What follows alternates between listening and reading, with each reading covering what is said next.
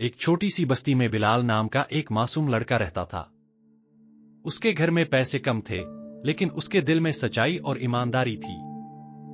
एक दिन बिलाल खेलते हुए जमीन पर एक पुरानी, चमकती हुई बोरी देखता है। वो बोरी देखकर सोचता है कि इसमें क्या हो सकता है।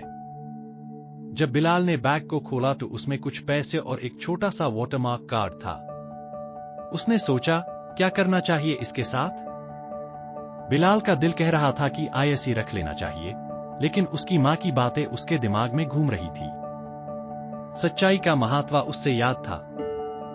बिलाल बाजार का रुख करता है और सबसे पहले नजदीकी मस्जिद के आसपास दुकानों पर पूछता है, क्या ये आपका पर्स है? वो पूरा बाजार घूमता है, सब लोगों से पूछता है। उसने सोचा, सच्चाई का सफर कभी आसान नहीं होता। पर्स का मलिक शुक्रगुजार होता है। जब बिलाल ने उससे पर्स वापस किया तो मलिक का चेहरा खुश हो जाता है। मलिक ने बिलाल को गले लगाकर कहा, तुम बहुत ईमानदार हो, ये तुम्हारा अजर है। और उसने उससे छोटा सा इनाम दिया। बिलाल का घर में खुशियां वापस आती है। उसकी मां खुश है, घर भी रोशनी से भर गया है। मलिक ने बिलाल के वालिद के लिए एक छोटा सा काम अरेंज किया।